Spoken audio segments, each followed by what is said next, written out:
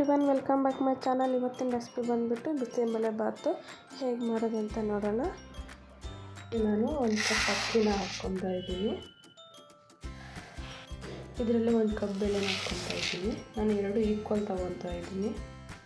ಇದರಲ್ಲಿ ನೀರು ಹಾಕ್ಕೊಂಡು ವಾಶ್ ಮಾಡ್ಕೋಬೇಕು. ವಾಶ್ ಮಾಡಿದ್ದಾದಮೇಲೆ ಇದರಲ್ಲಿ ನೀರು ಹಾಕ್ಕೊಂಡು ಒಂದು 20 ಮಿನಿಟ್ಸ್ ನೆನೆಸಿಡಬೇಕು. ಇಲ್ಲಿ ನಾನು ಕುಕ್ಕರ್ ಬಿಸಿಯಾಗಕ್ಕೆ ಇಟ್ಕೊಂಡಿದ್ದೀನಿ.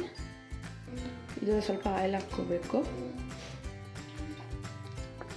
ಇಲ್ಲಿ ಆಯಿಲ್ ಬಿಸಿಯಾಗಿದೆ.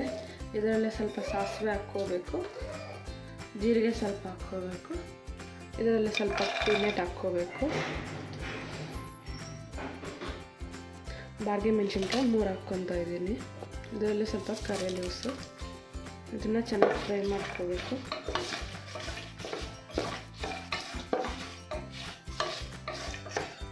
ಇಲ್ಲಿ ಒಂದು ಬಿಗ್ ಸೈಜ್ ಆನಿಯನ್ನ ಸಣ್ಣಗೆ ಕಟ್ ಮಾಡ್ಕೊಂಡು ಹಾಕ್ಕೊತಾ ಇದ್ದೀನಿ.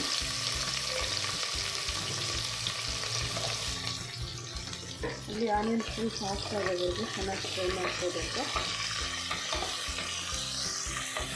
ಇದರಲ್ಲಿ ನಾನು 1 ಕಪ್ಪಷ್ಟು ಬಟಾಣಿನ ಹಾಕ್ಕೊತಾ ಇದ್ದೀನಿ.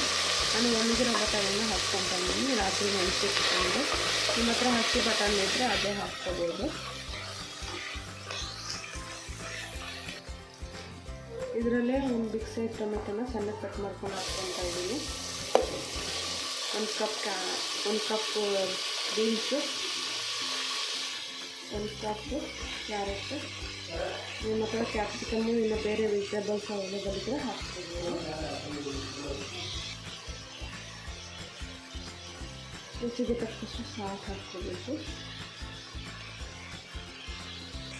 ಇದನ್ನು 5 ನಿಮಿಷ ಚೆನ್ನಾಗಿ ಫ್ರೈ ಮಾಡ್ಕೋಬೇಕು.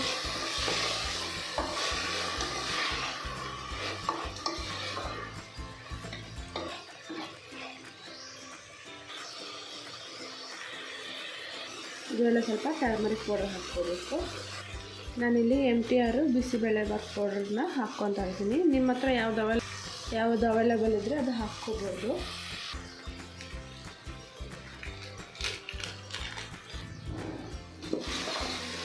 ಚೆನ್ನಾಗಿ ಮಿಕ್ಸ್ ಮಾಡ್ಕೋಬೇಕು. ಇದನ್ನು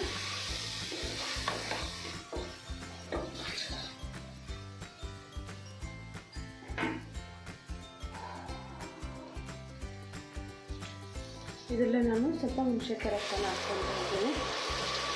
ಹುಣಸೆಕಾಯಿ ರಸ ಹಾಕ್ಕೊಳ್ಳೋದ್ರಿಂದ ಫ್ಲೇವರ್ ಚೆನ್ನಾಗಿರುತ್ತೆ.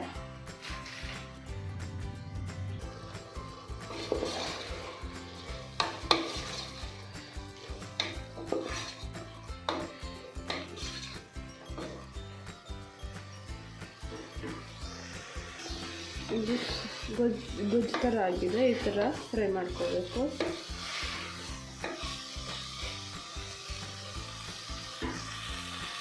ಇದರಲ್ಲಿ ನಾನು ಅಕ್ಕಿ ಬೇಳೆ ನೆನೆಸಿಟ್ಕೊಂಡಿದ್ದೀನಲ್ಲ ಅದನ್ನು ಹಾಕ್ಕೊತಾ ಇದ್ದೀನಿ. ಇದನ್ನು ಚೆನ್ನಾಗಿ ಮಿಕ್ಸ್ ಮಾಡ್ಕೋಬೇಕು. ಮಸಾಲೆ ಎಲ್ಲ ಮಿಕ್ಸ್ ಆಗೋ ಥರ.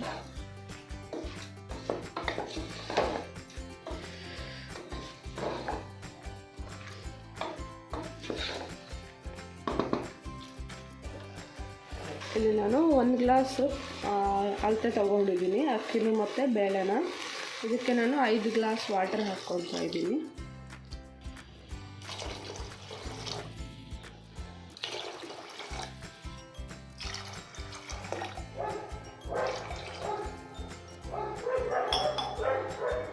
ಸ್ವಲ್ಪ ನೀರು ಮಾಡಿಕೊಂಡ್ರೆ ತಣ್ಣಗಾದ್ಮೇಲೆ ಕೂಡ ಗಟ್ಟಿ ಆಗಲ್ಲ. ಇದೆಲ್ಲ ಸ್ವಲ್ಪ ಕೊರಿಯಂಡರ್ ಲೀವ್ಸ್ ಹಾಕ್ಕೋಬೇಕು. ಇದನ್ನು ಚೆನ್ನಾಗಿ ಮಿಕ್ಸ್ ಮಾಡ್ಕೋಬೇಕು. ಮಿಕ್ಸ್ ಮಾಡಿಕೊಂಡು ಲಿಡ್ ಕ್ಲೋಸ್ ಮಾಡಿಬಿಟ್ಟು ಒಂದು 4 to 5 ವಿಸಲ್ಸ್ ಕೂಗಿಸ್ಕೋಬೇಕು.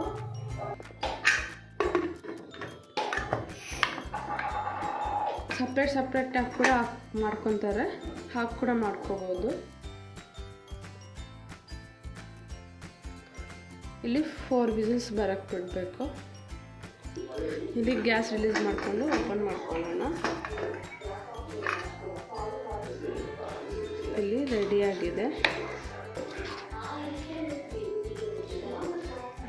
ಇನ್ನೂ ನೀರು ಬೇಕಂದರೆ ಹಾಟ್ ವಾಟರ್ನ ಹಾಕ್ಕೋಬೋದು.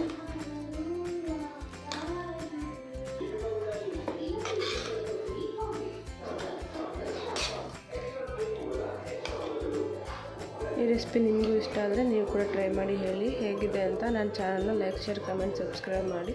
Thank you for watching my video. Bye.